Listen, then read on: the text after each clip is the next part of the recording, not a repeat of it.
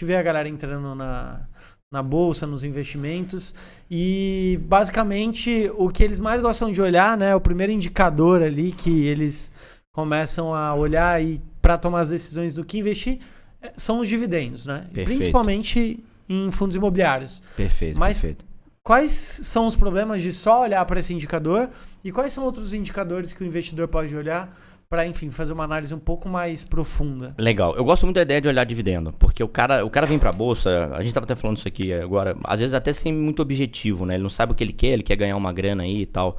E o dividendo, ele consegue mostrar para o cara se ele está indo na direção certa ou não. Então, se você está comprando ativos e cada vez recebendo mais dividendos, você está indo na direção correta. Isso é muito bom, principalmente para o cara se desvincular do sobe e desce da bolsa, que vai acontecer.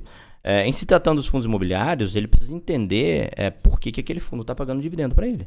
E não quanto pagou mês passado e considerar que aquilo é o que vai acontecer eternamente. Eu acho que aí é que está o problema do investidor.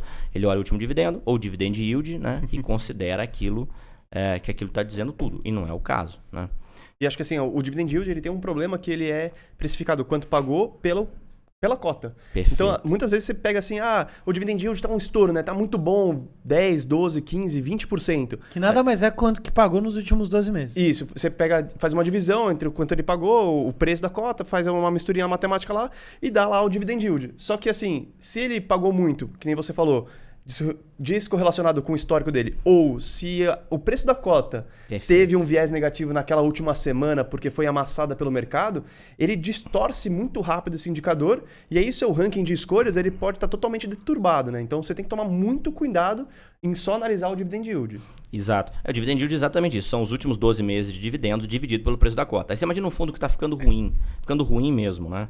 Ficando ruim não é a cotação caindo. Aí a cotação vem caindo porque o fundo está ficando ruim. O investidor que só está olhando o dividend yield vai ver aquilo aumentando. Às vezes o dividendo está constante, mas a cota vem caindo e ele vai jogando o dividend yield para cima. E exatamente. O cara vai achando. Então, uma das coisas que eu mais gosto de olhar é sempre o histórico do dividendo.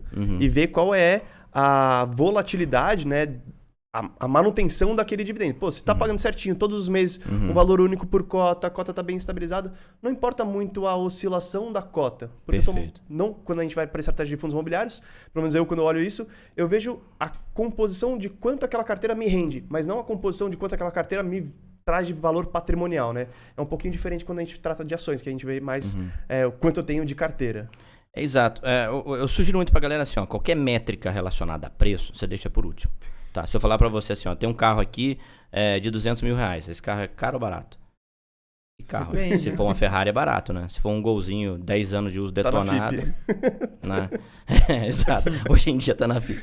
Mas não. Então estaria caro, né? Um Golzinho de 10 anos de uso, 15 anos, vão aumentar o tempo. Mas se o cara se ele não entender a qualidade, qualquer métrica relacionada a preço, não vai dizer muito. Dividend yield relacionado a preço? É dividendo sobre preço. Então esquece.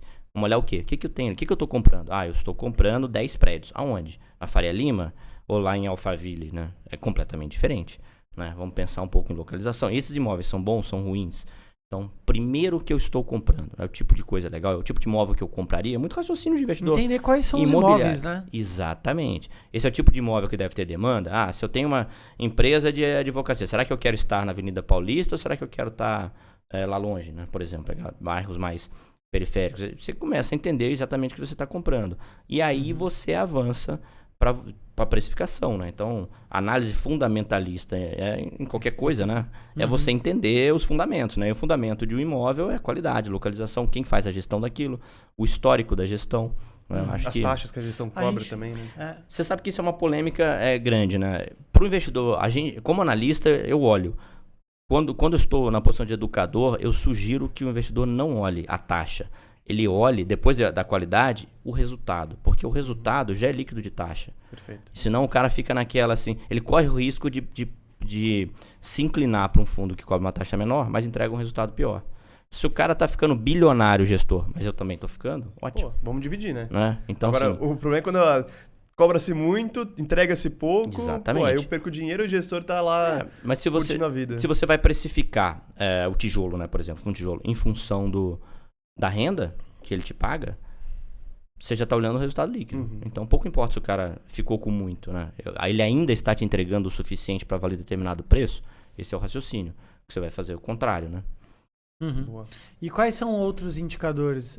Você olha PVP, por exemplo? É outra polêmica, né? Então, sabe, PVP para tijolo eu não olho. É uma métrica secundária, né? Secundária. Às vezes a gente faz algum comparativo. O que a gente tem visto em relação ao PVP, tá?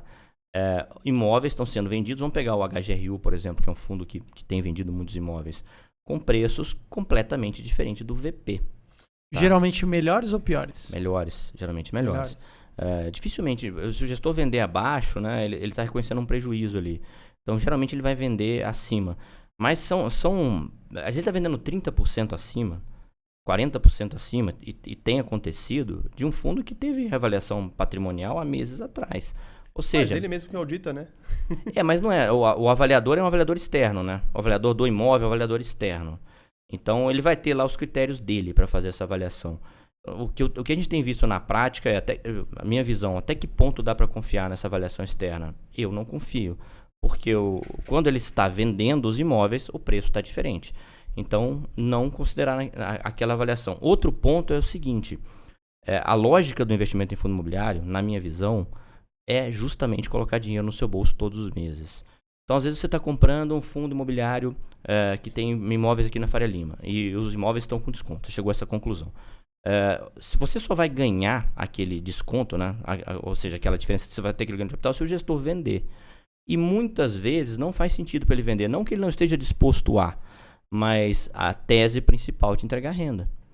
Tá? Então, eu espero que ele não venda, né? Ou não venda tudo pelo menos. Estou comprando um monte de coisa com desconto, mas se ele vender tudo, eu vou ter que procurar outro lugar para alocar. É legal, mas eu vou ter um trabalho. Então... Não é o objetivo principal. Não é o objetivo principal. Claro que se eu achar que os imóveis estão com desconto, cara, é um plus, óbvio. Mas, basicamente, a minha análise o fundo tem qualidade de ativo de gestão, tem capacidade de entregar renda, beleza. Para essa renda que eu recebo, quanto eu posso pagar por esse fundo, né? Perfeito. Então, E esse aqui foi mais um corte do podcast do Mundo Invest. Já deixa seu like, se inscreve aqui no canal e já separei mais 2 vídeos para você continuar assistindo nossos cortes.